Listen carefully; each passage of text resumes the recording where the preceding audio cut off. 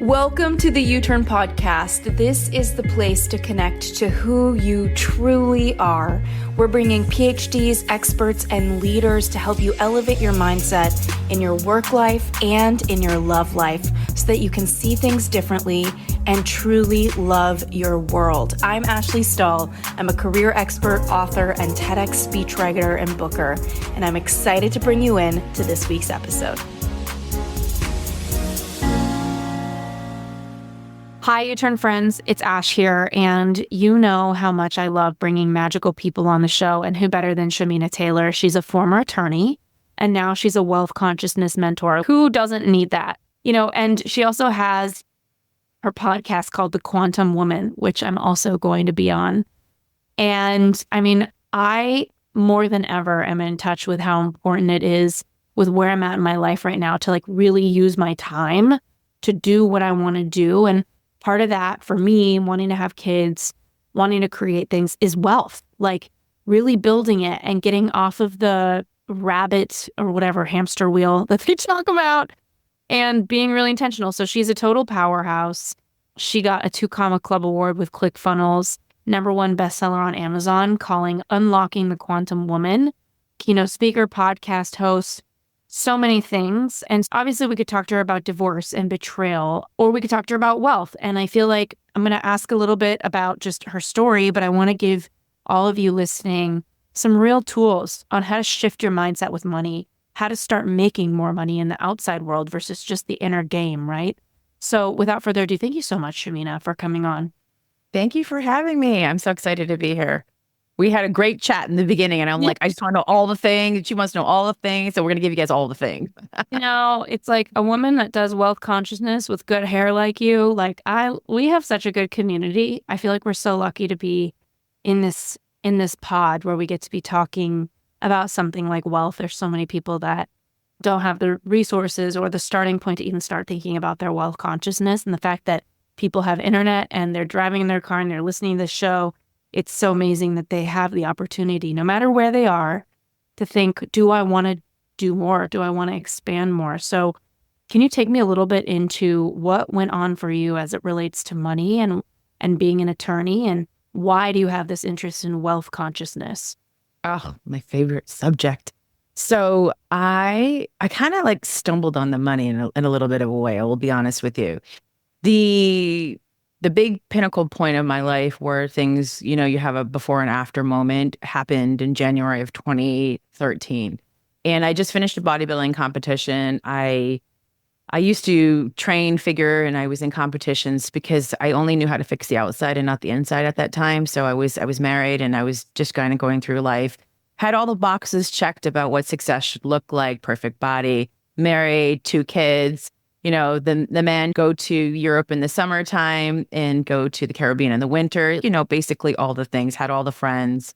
And this moment I was going into a yoga studio because my girlfriend was going to be on TV. She had just finished competition with me, and I wanted to be on TV.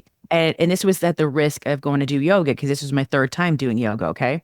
But I was like, I'm going to do this. We go into the studio, and I remember going up to the camera guy and going, make sure you don't pan on me. But basically that was code for make sure you look at me. So I'm in this studio, and I'm going down where she's starting the class, and I'm literally going up and down, 15 minutes. I look at my phone because it's right beside me, and who has her phone in yoga but me? And I'm like, gosh, she's trying to kill us here with this P90X yoga. But at the same time, she's asking these questions like, are you happy? Mm-hmm. And at the same time, she's going, put one leg one way, put the other leg that way. And I'm very competitive, and I was going to be competitive in yoga too. So I grabbed this box and I put it in front of me, and I was pushing through this pain that started coming on. And she's, are you happy? The pain kept getting deeper and deeper. And I'm like, no, I'm not really happy right now, but I wasn't really happy in my life. And she's, are you living to your fullest potential? And all these things were coming through. And in this moment, while I'm holding this box and I'm feeling this physical pain, I start crying. I had never cried before. And I had this release on the yoga mat. And in that moment, I was like, who is Shamina? Am I really happy? I had all the things you were supposed to, that says you're supposed to be happy. And in that moment, I just broke. And every emotion that I had held on to for so long, I finally just let myself feel, because I was literally the ice queen. I didn't know how to process my emotions. I didn't know how to feel things. I was a high achiever. I knew to check things off. I had 3 degrees. I was an attorney. You give me a task, I will get it done. I will crush it, kind of thing. You tell me to go get married and do all the things. Check, check, check, check, check. Go bodybuild competition, check. But in that moment, it was like I had an awakening on this mat and I couldn't unsee what I was feeling. And so after the class, I'd stayed in this pose the whole time. It was called the frog pose for the remaining 45 minutes. And I got my legs back together. I'd snot everywhere. And my friends came up to me and they're like, what happened? I'm like, I really don't know, but I know that I cannot go on with this anymore. Something's got to change. And I remember when I'm going to speak to my husband and I said, are you happy? And he's no. We talked a couple days later and we went to a therapist. A month later, he moved out and I have no family here, but that's what I thought would alleviate it because I couldn't even stand the way he was eating, like the way he was chewing his carrots were irritating me. And so I went on a journey of finding myself and trying to heal myself. And I knew something was wrong inside of me. It wasn't just the marriage. And then I just started asking for help. And before you know it, on this spiritual journey, like all these, and I'm a lawyer. Remember, I'm very like evidence-based. Like when things like woo-woo things started coming in, I was like, this doesn't make any sense. But then I couldn't deny it anymore. So I started going into this deep spiritual journey. And it was probably one of the most amazing awakenings of my life. That was like 11 years ago. And I've been on it since. I went to a place of awakening my consciousness. I found that once I started healing through some of the trauma that I'd had in my life, things started changing for me. And when those things started changing for me, I started to create these realities. And as I saw the connection to it, what was happening is I could start applying it to money because starting all over again, I ended up getting divorced. I was, my bank account was not where it was. When you start all over again, you don't have the two incomes. And I didn't want to really practice law the way I did before because I had this other calling coming to me. And then all of a sudden, I realized that our emotions, the way we look at money, it's all connected, the core wounds that we have. And if we can move through those things, there was an endless amount of wealth that was there for us. Because our consciousness, if you look on the scale for David Hawkins, I don't know if you guys know this is a book, but there's a scale of consciousness. And at the top, there's an enlightenment. And then there's like joy in the middle, and then love, and then envy, greed, and whatnot. Anger are the lower ones. So if we live with all this trauma in us, we're on the lower level of a consciousness.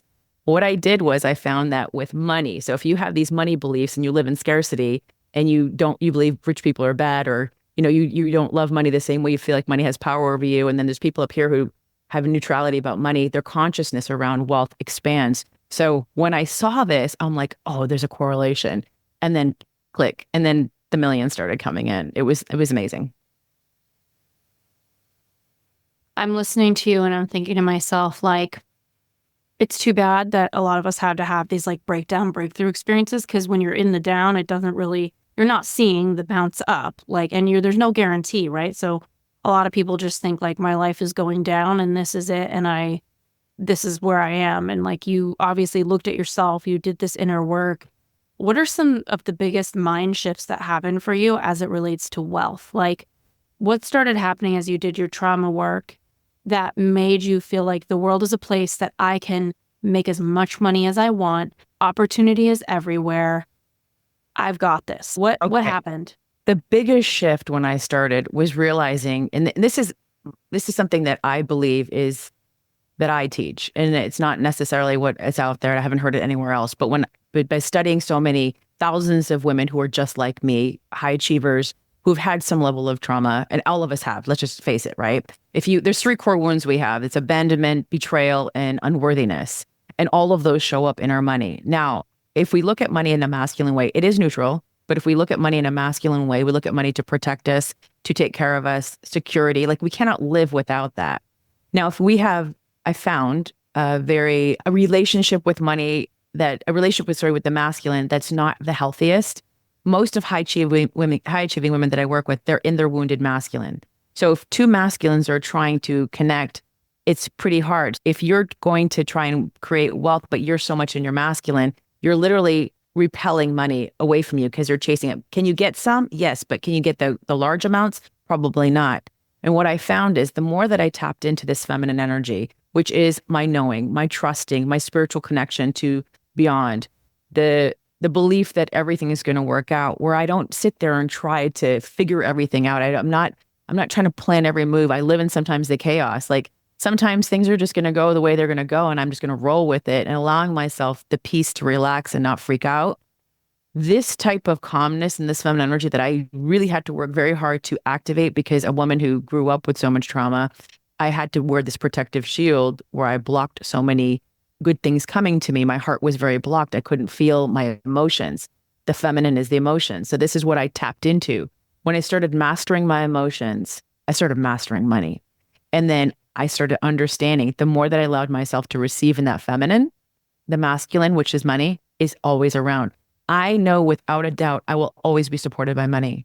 I always know money's going to be there for me. It's never going to leave me. The masculine is always there to support me. And now that is like in all my relationships everywhere in my life. So that was like one of the biggest things, that if you can understand that, you will stop hustling so hard, not work so much, not trade time for money, but really understand that wealth is just sitting right here waiting for us to open up to receive to it. I love that thinking so much. And I know it's so hard for some people listening to really believe that, to really think like money's got my back. I am sure some people are listening thinking money fucks me over.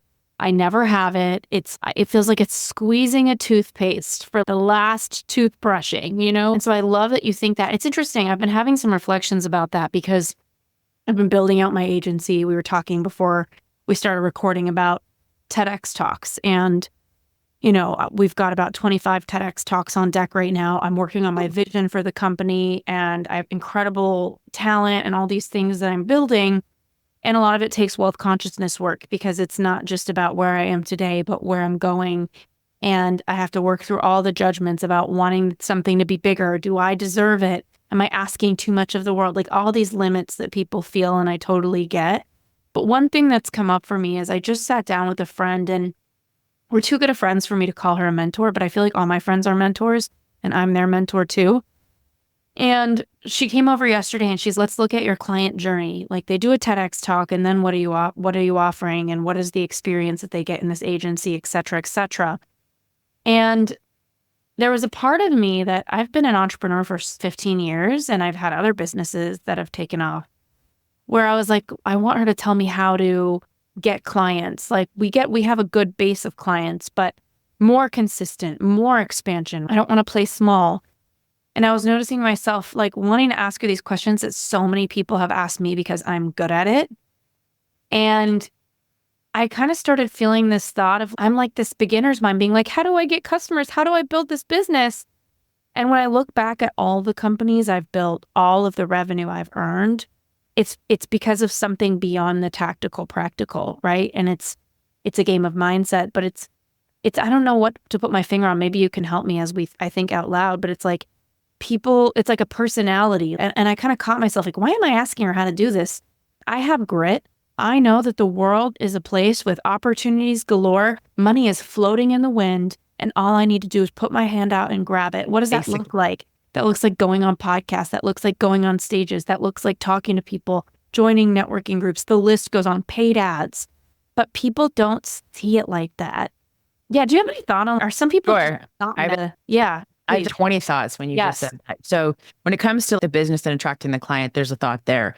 But you've got to become the woman. You've got to be the wealthy woman first. Money doesn't make you rich. Right. So having clients that are paying, like you can't ever rely on that to make you feel wealthy. Like when I was starting all over again, my bank account was zero. But I always go back to that moment, because that moment is what creates the next moment for the 10 million, the 20 million. It's who was I and what do I believe to be true about the money? When you have conviction about whatever you're selling or whatever you're doing in your business, that is a number one thing of like wealth right there for you, because you already feel the value and you're worthy. And a lot of the times, like I teach high ticket, and one of the things that I feel like many women, they undervalue what they're selling is because they think about what the client's going to pay. They think about, is somebody really going to pay? And I never put my shoes in another person's coming to work with me, because then I'm meeting them at their wealth consciousness. I want someone to rise up and come work with me, hear what this value is. So it's not the cost, it's the value. But again, back to the 3 core wounds. So if you've got abandonment, you're going to be worried that clients will never come in, or the money will come and then it'll go away and it won't be replenished. Like it's a one and done. You go, buy a house. Oh my gosh, where's all this money going? Not realizing that it's going to be replenished. You have a betrayal wound. Guess what? What's going to come up? Money always turns on me. I hate money. Like you just said, money F's me over. People have that belief system. Okay, unworthiness. Who am I to want to have, you have 25 clients now. Who am I Yeah. to want to have 100 clients?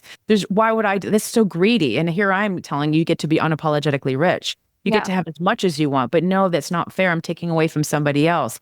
So that unfairness and that unworthiness that wound comes up. And then you start basically, I believe that we are the blueprint of our life and business. So whatever you're energetically feeling is going to show up in your business. I can go in anybody's businesses right now. You tell me what your monthly income is, and I can tell you exactly what your block is of Yeah. why you're not the next one. And it's because the belief of the scarcity, the smallness, like it's the limit. Like most women that I work with that are highly successful, they've placed this limit or this is how money has to be incrementally earned because again, it's that masculine and not can't a whole slew of people come in at once and you make $1 million this month, but your brain won't let you. So if your brain won't be opened up to it, to the receivership of it, then it's not available. So we have to rewire you to be in the belief of course this can happen.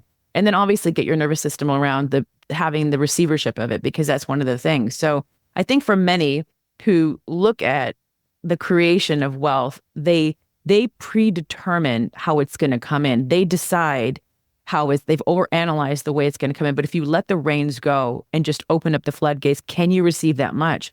You know, when I ask a client in front of me, I say, if you got exactly what you wanted right now, would you believe it to be true? What would you do with it? And immediately they go into, oh my gosh, I never thought about that. But you have to. You have to think about what if you did get 100 clients right now? What if that much money came into your bank account right now? How would you feel? How would you act? Could you handle it? And then look at what comes up for you because you'll see the shame, you'll see the self-sabotage, you'll see the beliefs come up. And then one by one, you just got to go through them and work through them to see if is that really true? Because it's not. It's your little girl usually that's running the show and not the grown woman that you are. Yeah. Yeah, exactly. I was about to say, is it your monthly income or for entrepreneurs listening, is it their revenue? It's what they're taking home that you said, show me your income and I'll tell you where your block is. To your take home. What you take. Like I look at the whole thing because I'll tell you another thing. One of the things with many people who are running businesses, their money is not going in the right spot. Like I'll give you an example. A lot of women live in scarcity, so their support teams aren't there.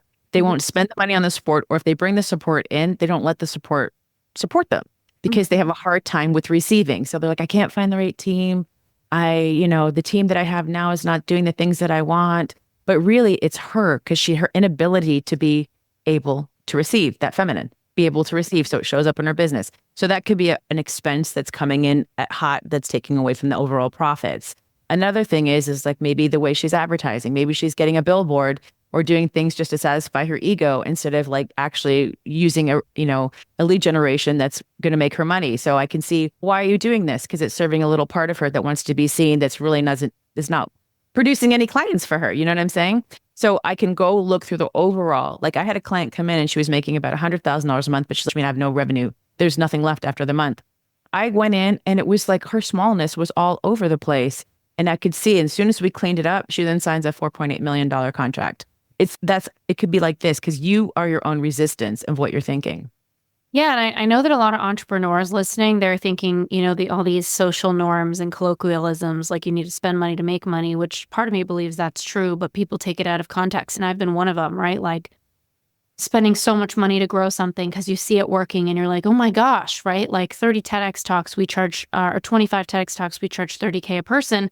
We've almost done $1 million in revenue in TED Talks in the past 4 or 5 months. And I think a lot of people will kind of look at that and think, whoa, that's an explosion. And then other people will be like, wait, you can get so many more. Like my friend Tracy Holland, she looks at the way she looks at money. She's a dear friend. So when we talk, I kind of make fun of her because she has this face that is so fun to indulge in, where it's like she nods her head at me like it's so silly if I'm playing too small. And she's not condescending at all. But she just looks at me like, what? Like, why would you do that when you could play 5x that? And she's just so unapologetic about that. And I've been in this game for years. I've read so many money books, and most of them will say, work on your beliefs, work on your mindset. I've gone to graduate school for psychology. Sometimes the work is in stop processing and start taking action, right? Because sometimes we just sit in the stew that is our limiting beliefs, and we're not actually processing or releasing anything. We're just living and identifying with them. So what is your process for taking a belief? So let's take me for example, because I'm such easy low-hanging fruit here. I did about $7 million in an online course in 2017, 5 to 7 million on a webinar that I'd been failing at forever, meaning like it wasn't making any money and I was trying to sell my job hunting course. And then it exploded. I got so many customers, but I had one assistant overseas, like not enough customer service help because the funnel just took off fast. And my experience of making a lot of money was traumatic. Like it was like, holy shit, like I have all these customers, I have all these people, and it was scary. I come from a dad who lost all his money when I was a little kid. Oh, So there you for go. me, I have all this money coming in and I've worked my ass off on this belief of, money's going to go away. Money is stressful. You can't keep it, right? When I think about abandonment, you talked about an abandonment wound. I don't feel abandoned by any of my caretakers. Like it's not like a personal reference point for me, but I do feel, maybe there's the abandonment of my dad being so busy trying to earn money again. He wasn't really available. Whatever it is, I've sat with this belief for so fucking long that I'm like, how do I move this? I haven't got a graduate degree in psychology and worked with this belief. What's it going to take?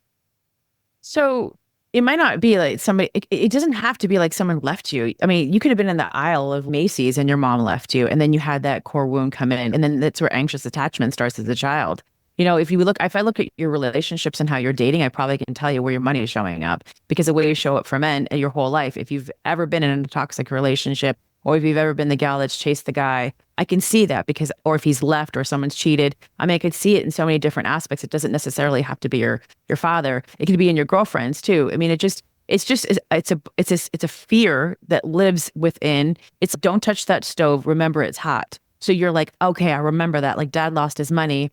I don't want to do the same thing. And so it could happen to me too, because it's a curse, but really it's not. It's just something that's lived before you. But yet, if you take that memory and make it present right now, it becomes your own. So you can look at your environment and see what's going on and be like, I don't want that to happen to me again. So the way to move through it, this is what I would do if I was you, is that you would start identifying the things that are going right, like the ability to have made the 7 million. My dad didn't do that. I did that, and I did it so easily. And could I see, this is the thing. We always are afraid for the next shoe to drop. But if you allow yourself to master, you're in psychology, master what it would feel like if disappointment came, you would be okay. Right. The thing is, you're trying to protect yourself from the disappointment and from that fear from happening. So you create the reality of it happening because you're so afraid of it happening. Because if you worry about something, guess what? It's going to come true. So all you're afraid about is if this should happen. But really, what you've forgotten to remind yourself is, I've overcome so many different things in my life that if this should happen, I'll be okay. So it's like learning to master yourself in the dips. If you can master your emotions in the dips, when the highs come, they'll just, that's what people, mistake is that, oh, I'm in the high. They don't know how to feel. This is so amazing. And then they create the dip. But if you're in the dip and you're like, I've wrote out so many lows in my business that when the high comes, of course, everything's going great. But if a dip comes again, I know exactly what to do. Like you forgot. So if you take that's away, the question is, what is exactly what to do, right? And sorry to interrupt you. You got me so okay. So what to do is to feel into the fear of it all the way. So what would happen to you if you lost the money? What would happen? I'd probably rent out my apartment. I have a house now. I guess. So you have a backup plan. Yeah. So you shouldn't have a backup plan, first of all. I should or I should not. Should not. Yeah. Because you have a backup plan in your head, you're giving yourself an out for what should happen, right? But let's just play this game again. What would happen to you emotionally if you lost all the money? Anxiety. Okay, what else? In the times I've lost money, I was burnt out by whatever process it took to keep it. And I think a lot of people will feel that. Oh, yeah. So it's emotionally, I'm like, I got nothing. It's a dead zone. Like I'm just exhausted. I almost am apathetic. Like I can't even carry. So making money makes you feel like that, or holding the money? Having to make money, I think in the past, right now I'm in such a good spot. So I'm trying to tune in. Having to make the money feels like you're climbing a mountain. And by the time you get to the top, I used to believe you're going to die of exhaustion and nothing's going to be fun anymore. So what's even the point of trying to crush it when you die Right. at the end. So you were doing it all in that wounded masculine state. You were Yeah. chasing it. You weren't doing it and from the fun, from the belief that it's going to be there. If you just decided today not to go to work, and would it be okay? Because you were just really moving your adrenaline fatigue. You exhausted yourself out. Like I have so many women that come to my world that are in this state where they've lost the love for their business. And even the idea of making money doesn't even turn them on anymore because they've just, there's nothing left inside the tank. Right. But now you sound like you're excited about what you're doing. Yeah. So whenever I go to a woman, I'm like, the time that you made the most amount of money, there'll either be a story about how hard it was in the hustle and how like the crushing it just to turn them off and they couldn't repeat that pattern again. Or they'll be like, that was my best month. And I'm like, what happened then? It's usually when it was the easiest. It was the non, like there was no planning. It was the most fun they ever had. Yeah. It was like, and they were in a place where they just, of course it came. Yeah. The expectation. But now when you try to say, this is what happens, they'll have a big month and the next time they'll be like, how do I do this again? I have to do this again. But who says? Yeah. You're putting that pressure on yourself. Just keep going and never chase the money, number one. If you try to chase money and make money, it will be the hardest money you ever make. I learned this lesson the hardest way. You asked about what daily things you can do to find out where your limits are, right? I have this really cool story and it starts with Starbucks and I tell it all the time. I actually just finished mine on my last call, but I have my copier with me. As a prop, I could have showed you. But I remember when I started my online business, it was during the lockdown time, when everything was happening and getting out. I'm gonna have to mute that. But getting out every day was really important. So I remember going, let me back up. Way back when in 2011, I decided to stop drinking dairy and using dairy. That was just one of the things that I chose to do. And it was when I was bodybuilding, it was just one of those things I thought dairy was not good for me. So I was in California and I was leaving the airport and I was like, I needed a drink, before I got on the plane. And a gal there said, hey, why don't you try? I said, I don't drink coffee. She's like, why don't you try matcha? I was like, what is this? And so she put it together, no milk, and I did a stevia. She steamed it all up. I left. It was 80 cents. I was like, I'm stealing from Starbucks. I literally was like, I'm stealing the money from Starbucks. I felt like this was amazing. So for a long time, I was drinking these 80 cents drinks until Starbucks caught on because everybody else was doing it. And they said, we have to charge you more. So then there was this drink for this iced tea drink, green tea. It wasn't even on the menu, but they wanted to charge me $2.75. I was outraged. I was like, how dare you try and charge me for something that nothing's ever changed? I literally went up in arms. I knew all the regional managers. I became the Karen. I was like crazy about it. I felt so betrayed by Starbucks. Anyways, I paid the $2.75. Then it goes up to $3 something. And I'm literally livid. We're in Puerto Rico. There's a big long line. I'm like yelling at the lady at the counter. This is not what I'm paying. This is what you're going to pay. There's 30 people in this line and people are offering to buy my drink. I'm like, it's out of principle. Anyway, drink goes up to $4 and something. I'm freaking out again. I get the same anxiety, the same feeling of betrayal. It's like this crazy feeling. Then we're into lockdown. I'm going in. It's now, it's 4 something, whatever, almost 5. And I'm in line and I'm like, Shamina, you're making money now. Like, why do you get this anxiety when you're going here? You have the money to pay for this. What is going on with you? So I coached myself through the process that I usually teach. And I'm like, okay, we have the money. This is something that you absolutely desire. You want. It makes you so happy every day. It's your wealthy woman drink. Go, because like the calories are so low and it gives me this, fun thing to do. I went there and I purchased it in a different energy. I'm like, I have the money. I'm going to buy it now, whatever the price is. And I remember buying the people's drinks behind me. And then my daughter goes, what about the people behind you? I bought theirs. And then my son goes, what about them behind? I'm like, I bought theirs. So before I bought 3 people behind me or whatever. I paid, gave a big tip, drove out of the parking, the driveway. By the time I hit the light, I had a $10,000 Stripe, payment come through my account. I was like, what? I'm like, I shifted into what if they weren't betraying me? What if it was just me enjoying it and me paying from a different place? Because it brought so much anxiety. What that did though, is it showed me where my limit was because I had a betrayal wound from my father. And so from, some other things that come up in my life. And because I felt like every time Starbucks raised their price, they were betraying me because I was only paying 80 cents. But what it showed was my limitation around money. And when I decided not to be a victim anymore to this betrayal story, the floodgates of money opened up for me.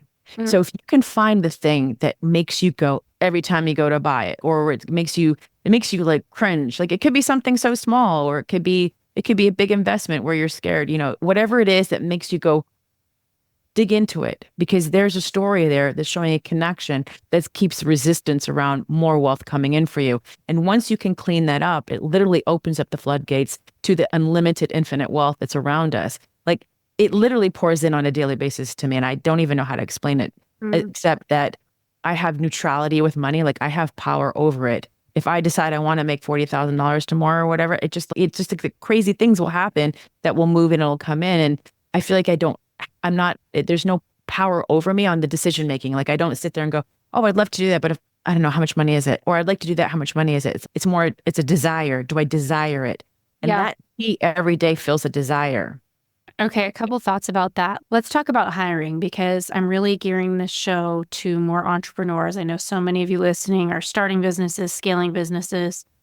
I know there's a couple blocks that I hear about from some. One is like needy customers. I always tell people like button up your paperwork, button up your contractual agreements, make it really clear what you're offering, and learn how to tell them that's out of scope with kindness. What would be your 2 cents on that? Pun intended. Maybe your 2 million cents on it because you're Oh, this is going yeah. to be one of the biggest takeaways for entrepreneurs if you don't already know this.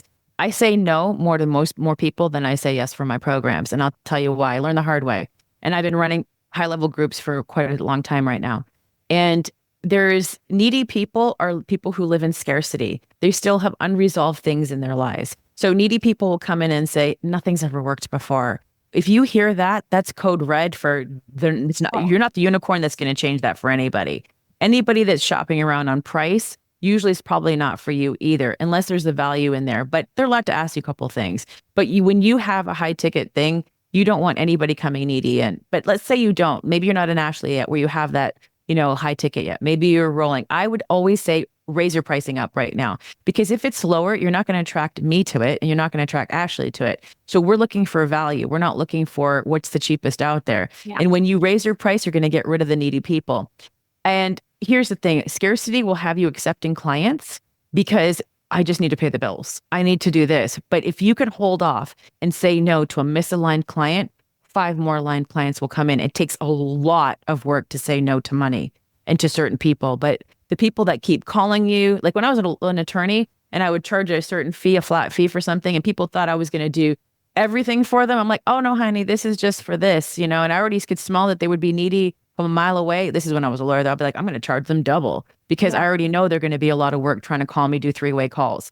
Yeah. So to get rid of those types of clients, there's other people that can serve, and that's just not for us. So you've got Right. to market yourself that way. You've got to hold to your pricing. You should not ever lower it. And then decide, is your honey the best honey in the world? Because I know what I do. My honey's the greatest and best. Yeah. So if you want the best, then you're going to have to pay. I love that so much. It's like greatness doesn't go on fucking sale. Like I've never been Ever. in a store and seen a sale sign ever. Okay, so a couple things about that. I think sometimes there's like needy customers that want things beyond scope and da-da. So I know a lot of people are like, oh, as I'm growing my agency, I've had the most amazing customers come in and it's been nothing but a love affair. And there's offers that we have that I don't even advertise that people are coming in and they kind of are like, can you do this for me? You are so good at that. Can you? And I'm not doing everything. I have writers that are helping me, but it's been such an eye opener for me of how much joy you can have, and joy begets more joy. And it's truly, I would be so curious to know the frequency and the science behind the frequency that you're riding on when you're in that much joy. And yet every now and again, there's kind of like a heart sinking client where you see them on your calendar and you're like, oh, I really don't want to be in their energy with them. Would you recommend just letting them go? 100%. They got to go. Because anybody who's going to mess with your money frequency or how you're feeling, they got to go. So this is like where I just cut my losses. Like I'm just like, okay, bye.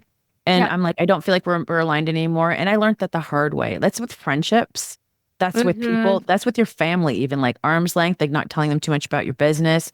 And this is why I think communities that I create, it's so powerful. Women can come in and be like, I want to be rich. I'm like, okay, you're in the right spot because we're going to celebrate you, because you can't really say that in the outside world. So when you have people that are not aligned with what you're doing and you have that angst in you, you're actually putting out the scarcity all through a disease in your business. And it's blocking other aligned clients from coming in, because what you're sending out to the universe is, I don't like clients, Mm-hmm. not like I don't like this client. I don't like Right. clients. So it stops the flow of new clients coming in. So you got to get rid of them.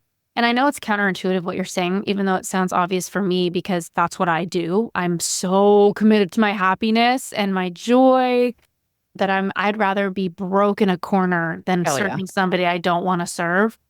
And a couple of my friends are like, Ashley, you could push through and serve and close this out. They're paying you X. And it's no, I don't want to. Let me refund them.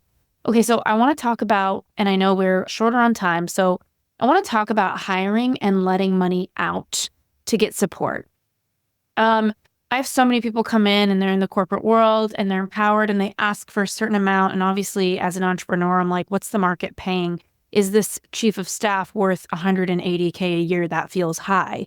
And so it's interesting because as someone who used to be a career expert, I want to take a stand for people taking what they're worth. But then as the entrepreneur running the show, I want to pay people what they should be paid. And I also want to make good hiring decisions as it relates to your money, letting money out to support you in your business, choosing the right people to surround you and keep that frequency up. I know one of the biggest pain points for entrepreneurs is hiring and personalities. It's not just about competence, but it's about culture, right? Hiring somebody that can do the job well, but then also hiring somebody that feels like a good personality that keeps your frequency up. So what are some initial thoughts you just have on that for people listening, trying to work on their money mindset and take everything you have into consideration? Investing into a team is 100% because one of the things that can grow your business massively is hiring team members because they keep you accountable. And Mhm. you've got to give them things to do, then you actually have a real business as opposed to just a hobby of what you're doing and Mhm. having those team players come in. Now, how you pay them is up to you, but I look at if I had to go do that job, what would I have to, how much of my time would be going towards that job and how much would I, how much am I getting back by having someone do it? Now, for me, it's easy because I look at each one of my members on my team and I'm like, is this person bringing in their revenue every month by the actions that they're doing? And if that's a yes, then let's go. And if it's double or triple, that's a no-brainer for me. And especially to give them a bonus each month or over the year. For me, I look at in order to like money loves speed. And for you to make more money, you have to make it faster. That's just the bottom line. And if you're still exchanging time for money and you're still doing one-on-one and you're not doing group yet, or however you're doing it, you're not actually in a place to make millions yet because you're just exchanging that time. Now, when you bring team members in, they can help you put you in different places so that you can speed up the ability to make more money at a higher frequency. So if you can look at it that way, you'll be able to start seeing the benefits of investing into, because I look at it as an investment to my team members, how they're doing things. If I didn't have them, could I be where I am now? And absolutely not. And my culture for my team, they support my messaging and what I do, like as much as I do. Like when if they say our podcast, our book, it's a team member thing. Like it's not just oh, Shamina's on a platform and a pedestal. It's we're in this together to create this movement. So I would invite people from your audience or people who are already, loving the work that you do so that when they come on board, you don't have to convince them of what they're doing. Like all of my team members are intuitive. They all do this work. They go through my programs. It's the number one thing that they have to go through my programs. They have to know what my messaging is, and they have to be a part of the whole process from beginning to end so that it's like they're mini owners in themselves in the team. It's not just me delegating, which I do, but because if you can't delegate to somebody else, you're never going to get to that next level. Yeah, yeah. And when you're choosing somebody that comes from the outside world or even from your audience, what are a few things you're looking for to feel like this is a good investment? This is a match. Somebody who's willing to learn. I will invest in you and send you to marketing programs. I will do whatever it takes, but as long as you're willing to learn and that you're loyal. Mm. Because one of the things for me personally, because I had to overcome the ability to receive support, is knowing that someone's not going to leave me. I Mm. want to know that you're in it for the long haul. You're not just here to be an entrepreneur, like an entrepreneur yourself. You're here to be a part of my team. You're not coming to learn my business, then go out there and do it yourself. So Mhm. that was number one thing is that you're in here and I can trust you and you're invested in this as much as I'm invested in you. Mm. And that for me is like the absolute number one. If you want to start your own business, you're not coming to work on my team. Yeah, I think a good question for that is if you tell candidates that, and this is for the entrepreneurs out there, if you say to them, I'm not hiring you if you want a business, but if you say something like, what are your goals in the next 5 years? If everything was the most magical way it could go for your career, what would you want to see happening? And if they have entrepreneurial pursuits, it's wish them love, wish them luck. Exactly. Yeah. Okay. So final question is around lead gen. What are some of your favorite ways to create money in the outside world? That you've worked your mindset. Now you want to play. And I know your mind is very magical. You have 10K coming in when you're buying everybody Starbucks. What else is happening? Like it just came in on the call right here, Yeah. by the way. Yeah. I love that for you. I love that so much. Like literally, I woke up and I had $7,600 and I just had another one come in. It's just that's how it could be. Sorry, go on. Yeah, yeah. But I love that. So I guess it's like on the tactical side, right? Somebody's doing the mindset work and they want to get themselves out there and actually create the money. We know that their frequency, we know that they're thinking. Yeah. Energy got it. What's the tactical for you?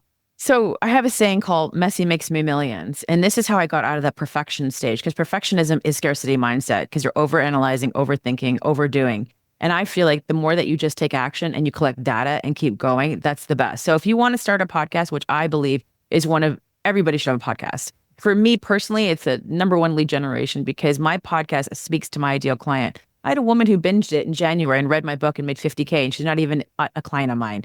So, I mean, like, if you can put real content out there, people will come work with you. It's like the Alex Hormozy thing, right? Just put good, positive content out there. And don't overthink it. You don't need a whole engineering crew. You don't need everything. Just start on Zoom, start the podcast. You want to write the book? Go write the book. Just go do the things. And then as you're taking that action, you'll find the next person that's going to help you, or you'll say, okay, this doesn't work. Let me try this, or this is working. Let me go in on this. I believe everybody should have money in their sleep, like creating opt-ins. I feel like if you don't have an evergreen program, then you're really not doing yourself a good, service. Have a quiz, have something free you're giving them. You can, offer value. I'm a big value person. Like if you consume all of my free stuff, something is going to change in your life, but if you want to come work with me more, yes. So just keep putting more value and content out there. Another generation speaking. I mean, just getting on different collaborations and working on different stages has been so phenomenal for me. Every time I go in someone's audience, people come to my world, vice versa. And I'm not in competition with other women. I want us all to win. And I know we all live in abundance. There's more than enough money to go around. So get yourself out of that competition state and just try having more collaborations with people and powerful women. And I think that will really help for you as well. Yeah, the podcast, doing the speaking, having some evergreen programs. And what else that I've done? I mean, there's a ton of things. I have 7 revenue streams. I have a lot. I mean, we sell merchandise. We have so many different ways of people to come connect with us. It could be such a free thing to a paid thing. I do master classes every month, which I give people an opportunity to come. We have one going on next week to come and, learn from my world. It's a small investment to come in there. And I don't know, I go live a lot. Just keep putting yourself out there and be seen. Allow yourself to be seen. That's really, I mean, this stuff. This is the bottom line. And obviously go get a TED Talk that's going to go and, have millions of views so people can see you. I mean, that's just kind of a no-brainer, right? Yeah, that's what I think. I don't think anything has influenced my career more than TEDx. I have one more. Yeah. Media. I'm on TV every week and I've never paid for one piece of media in my life. I don't buy articles, Forbes articles coming out at the end of the month on me. They came to me and asked to write. So I feel like just keep allowing yourself to be seen and don't be afraid to show up. But the media has been amazing for us too. I love that. I could do a whole class on media and pitching. And I used to think that people who got media were asked like you were, but the truth is most people, they pitch themselves. And so I think the fact that you're attracting it. Hello. Yeah. I mean, which I love. Okay. So where would you recommend people start? You have your podcast, you have, books. Where's the Go best? get the book on Amazon, Unlocking the Quantum Woman. It's going to change your life. That's what everybody tells me anyway. And it's a great place. Yeah. Binge the podcast. I made them short so you can listen to them, over a weekend if you want to. And join our, Quantum Woman group. That's a good place to start. Go to my YouTube. I've got some great videos up there. Or ShaminaTaylor.com. Go see what's there, or come book a call, come hang out with us. And I'm just here to serve. I love that. We all get to be unapologetically rich. Just feel into that, where you don't have to just justify that you want more. I have a saying in my business, more is coming. And if you believe more is coming, more will always come for you. I love it so much. Thank you for coming on the show. Thank you for having me.